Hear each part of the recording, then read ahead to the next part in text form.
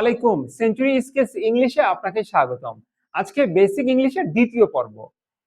আপনাদের নিশ্চয় মনে আছে, প্রথম পর্বে আমরা আলাপ করেছিলাম এই ধরনের বাক্য: দিনা ঘুমাচ্ছে, মিতা সাঁতার কাটছে, আমরা লিখছি, ছেলেটি অঙ্ক করছে।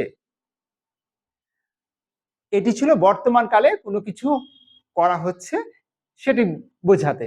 আর আজকে আমরা অতীত কালে চলে যাব, যে মানু অঙ্ক করছিল, মিতা সাঁতার কাটছিল, বর্ষা লিখছিল। বর্ষা লিখছিল, এটা ইংলিশ কি হবে?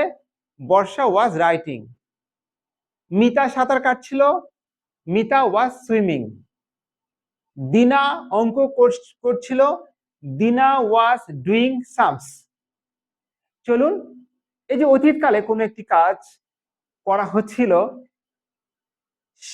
সেই বাক্যগুলো আজকে আমরা ভালো করে শিখে নেই। আমরা সবাই হোয়াইট বোর্ডে ভালো করে খেয়াল করব, আর সবাই খাতা কলম নিয়ে বসি, মনোযোগ সহকারে করি। এই বাক্যগুলো আমাদের ভালো মতো শেখা দরকার। বেসিক ইংলিশ তাদের জন্য যারা ইংরেজিটা নতুন ভাবে শেখা শুরু করেছেন, বলতে চান, লিখতে চান। মিতা ঘুমাচ্ছে।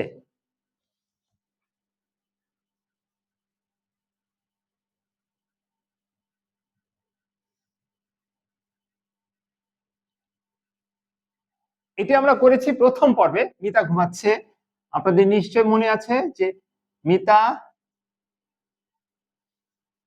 Is sleeping.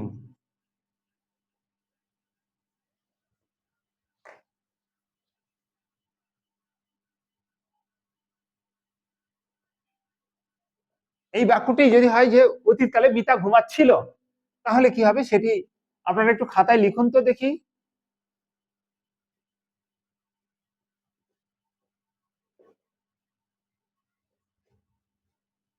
Mita was sleeping. আমরা খেয়াল করি সবাই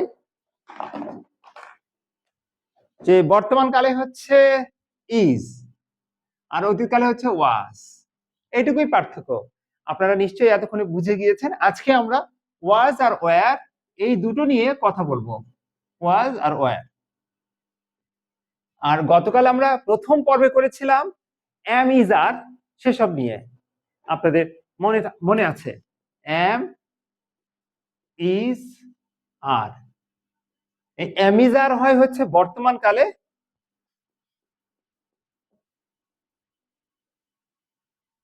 আর ওয়াজ ওয়ার হয়েছে অতীত কালের জন্য।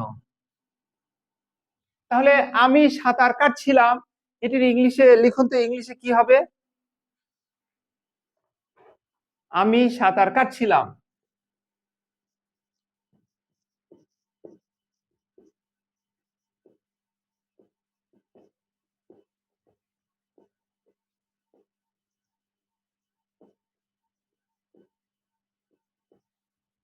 আমি, আই, আর কাটছিলাম, ওয়াজ দি। সুইমিং। সুইমিং বানান কয়টা এম হবে আপনাদের মনে আছে? দুইটা।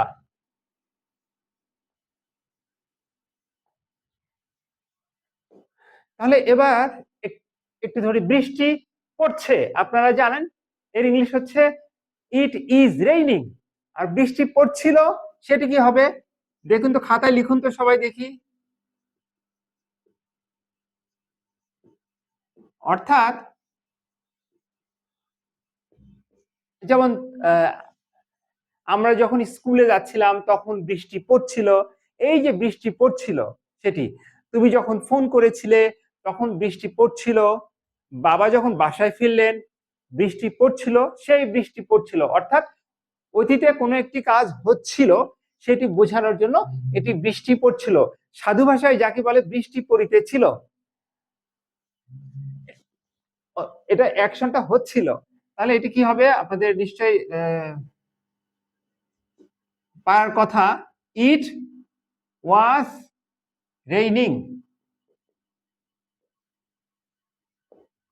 তাহলে এখানে একটু দেখুন, একটা এন আছে, দুইবার হয়নি, আর এখানে কিন্তু দুইবার হয়েছে। এই বানানগুলো খুব খেয়াল করতে হবে। শেষে যে ফুল স্টপটা সেটাও খুব ইম্পর্টেন্ট। আসলে পাংচুয়েশন ইম্পর্টেন্ট, বানান ইম্পর্টেন্ট, সবকিছু ইম্পর্টেন্ট। তাহলে এইভাবে আমরা করতে থাকি। তাহলে যে আমি ভাত খাচ্ছিলাম, এটা ইংলিশ কি হবে? সবাই লিখি আমরা।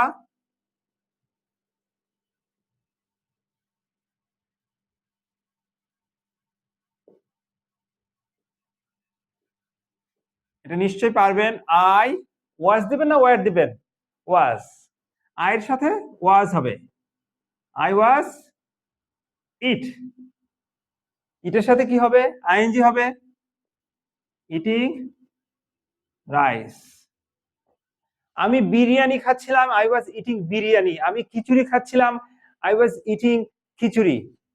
এভাবেই ওয়াজ বা ওয়্যার গুলো ব্যবহার হচ্ছে, আপনারা দেখছেন। তারপরে ছেলেরা খেলছিল,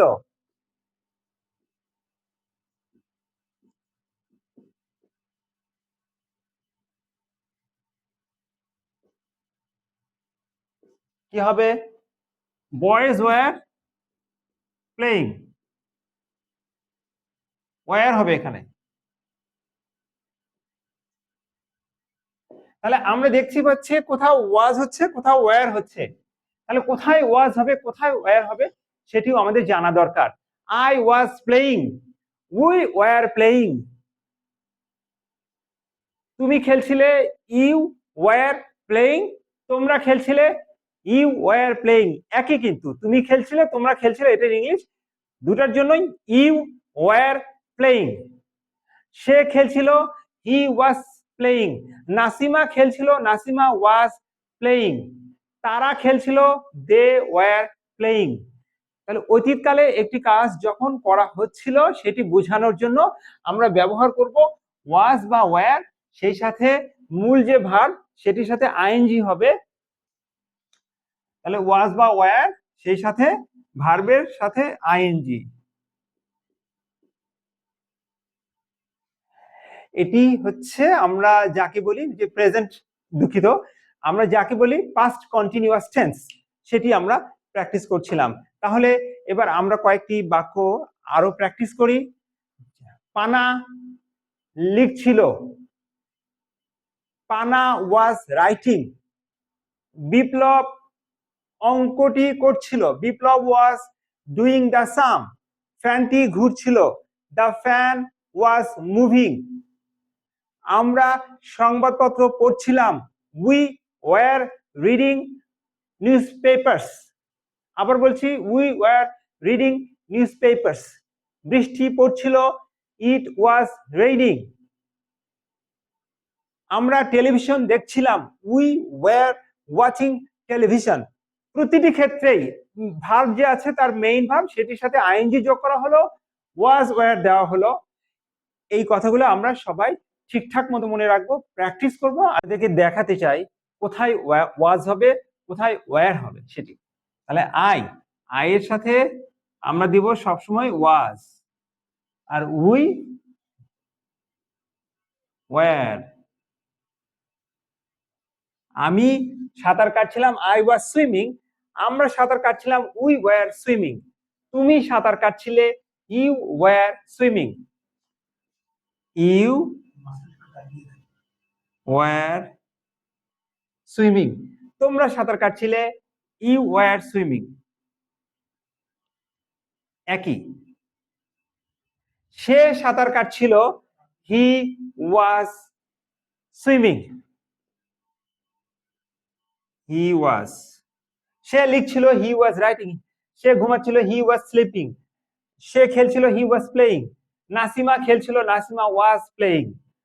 তারা খেলছিল, দে ওয়্যার প্লেইং।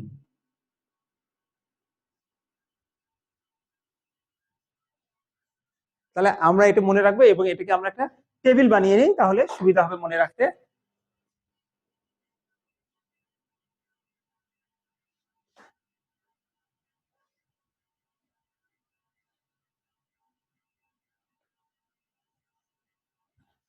আপনাদের নিশ্চয় মনে আছে যে এটাকে বলা হচ্ছে first person. I was, we were, এটা first person singular, first person plural.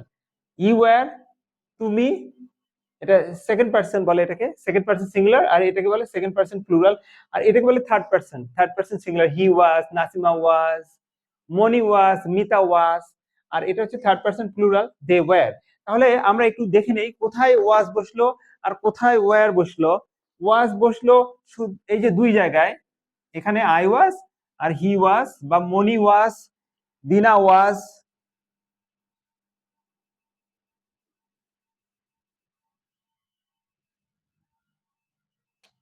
এখানে হচ্ছে ওয়াজ, এই দুই জায়গায় হচ্ছে ওয়াজ, আই ওয়াজ, হি ওয়াজ, দিনা ওয়াজ, দুই ক্ষেত্রে। আর সব ক্ষেত্রে হচ্ছে were, we were, you were, you were, they wire.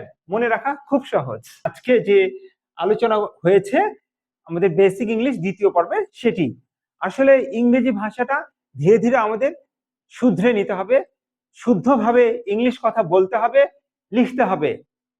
এই জাতি চর্চা করুক বাংলা, পাশাপাশি জানুক ইংরেজি ভাষা, দেখুক বিশ্ব, আমরাই শ্রেষ্ঠ।